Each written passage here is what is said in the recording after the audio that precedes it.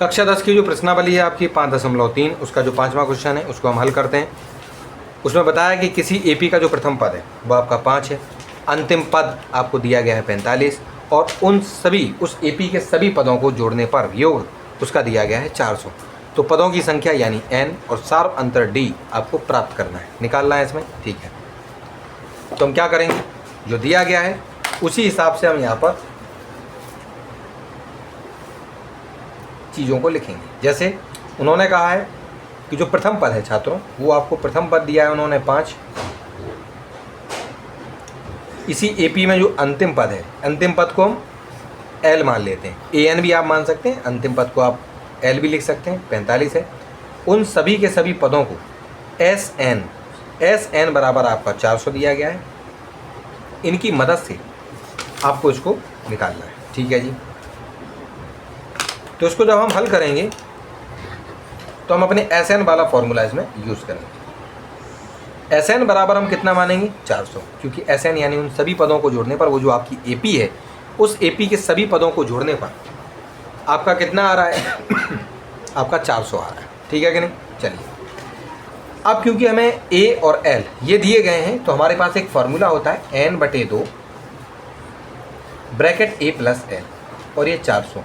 इसमें आप देखेंगे ए और एल की वैल्यू हमें मालूम है, एन की नहीं मालूम, हम ट्रांसपोजिशन करेंगे, पक्षांतर करेंगे और एन की वैल्यू को प्राप्त कर लेंगे। ठीक है कि नहीं।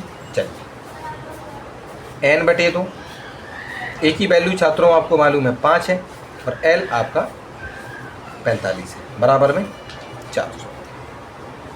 n और यहाँ पर बटे में 2 है और गुणा, ये वाले दोनों आपके हो जाएंगे 50 और बराबर में ये है 400। इन दोनों को हम काट देंगे काट देंगे तो आपके आ जाएंगे यहाँ पर 25। तो n गुणा यहाँ पर बचेंगे 25 और बराबर में कितना होगा 400, क्योंकि 2 से हमने 50 को कट कर दिया है।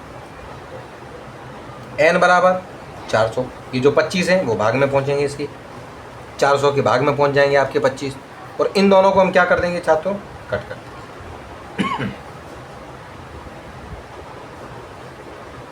तो जब हम इनको काटेंगे तो आपका इसमें जवाब 16 आएगा।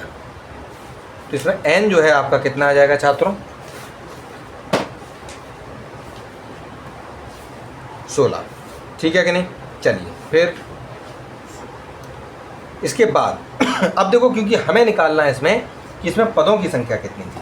ठीक है कि नहीं। तो हमें वो निकाल ली कि ये 16 पद हैं इसमें, और उन्होंने इसमें कहा कि इसमें आप डी निकालिए। क्या निकालिए, डी। अब मुझे एक बात बताइए, देखिए उन्होंने शुरुआत में ये कहा था कि आपकी एपी है A2 A3 A4, एपी इसी प्रकार से आगे बढ़ती है और आप चले जाएंगे तो यहाँ पर एक आखिरी वाला पद है, जैसे हमने मान लिया AN। पहले वाले पद पर तो लिखा था 5, ना दूसरे पे मालूम, ना तीसरे पे मालूम, ना हमें चौथे पे मालूम, ऐसे चले गए। लेकिन आखिरी वाले पद पे यानी AN की जगह पर आपको 45 पता था। ठीक है जी। तो हम क्या करेंगे छात्रों कि AN यानी ये जो AN है वो आपका 45 हम लिख लेंगे। इसको लिखने से होगा क्या, क्योंकि हमें A मालूम है, हमें N मालूम है कि ये जो AN है 45 वो 16वें पद पे आपका लिखा हुआ है, यानी N की वैल्यू आपकी 16 थी ना, तो ये A16 पे आपका ये जो 45 है वो लिखा हुआ है।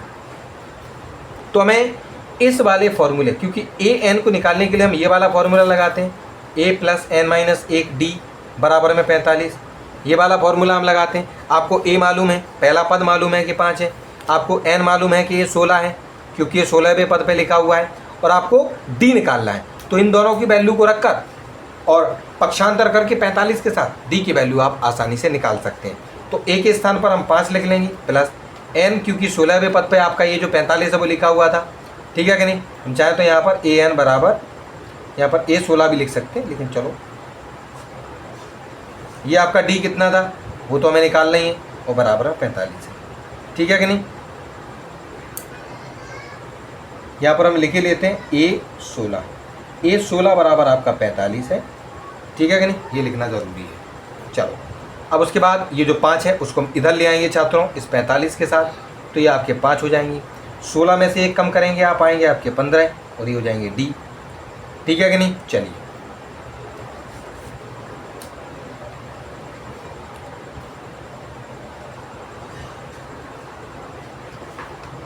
अब इसमें से आगे देखो, हम यहाँ पर इसको दोबारा लेके लेते हैं। यहाँ लिखा हुआ था पिछले वाले पेज पर, पिछले वाले पेज पर लिखा था 15D और बराबर में 45 माइनस 5। चलो इसको आगे यहाँ पर सॉल्व करते हैं।